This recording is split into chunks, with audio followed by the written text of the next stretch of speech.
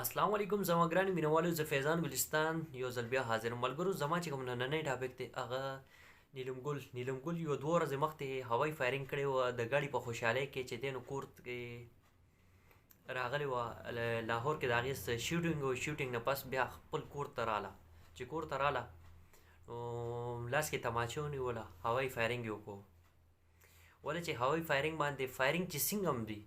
آیا په خوشحالۍ کې دی که هسې کې نو په دې باندې سیکشن 144 لګېدلی دی تاسو چې دی نو هوایي فایرینګ نشي کولی نو هغې چې دی نو خلاف ورزي کړې ده نو خلاف ورزي چې څه ټایم وکړه نو بس قانون پې ایکشن کې رالو چې ایکشن کې رالو نو بس نن یې چې دی نو نیلم ګل بوتلې وه تانې ته او ګرفتاره کړې وه چې تانې کې چې دی نو هغې نیمه ګنټه تېره کړه که ګنټه یې تېره کړه هغه چې دی نو تانی والا د پته ده خو خبره دا ده چې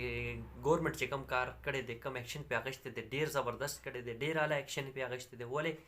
چې دلته کې چې دی نو ټولو دپاره قانون برابر دی آیا هغه فنکار دی که اداکار دی که آرټسټ دی که څوک هم دی سیاستدان دی که ساینسدان دی چې څوک هم دی په دې ملک کې پاتې کېږي نو قانون ټولو دپاره برابر دی چې کوم خلاف ورزي به کوي هغه ته به سزا خامخا میلاویږي نو انسان د داسې کار نه دی کوي چې کم کې چې دی نو د هغې ذات ته څه نقصان څه چې دی نو داسې تکلیف رسي نو زه په دې خبر باندې ډېر زیات خوشحاله شوی یم چې دی نو ګورنمنټ پې ایکشن واخیستو پولیس پې ایکشن واخیستو نوټس پې واخیستو آیا ته قانون خلاف ورزي ولې کړې ده ولې چې قانون ټولو دپاره برابر دی خو خیر نیلم ګل اوس واپس خپل کور ته راله هغې ویلې چې زه 5 منټ دپاره تللی وم 5 منټ دپاره تللی وې که ګنټې دپاره تللی وې که 1 منټ دپاره تللی وې نو تا ته خو سزا میلو شوه باقي چې دی نو تا ضمانت خپل وکړو برې شوې هغه بله خبره ده بس دوستانو زما دا میسج و دا پیغام او دوستانو یو ضروري خبره زما فیضان ګلستان ریاکشن چینل چې تاسو نه سبسکرایب کړی نو په ډسکرپشن کې زما د چینل لینک پروت دی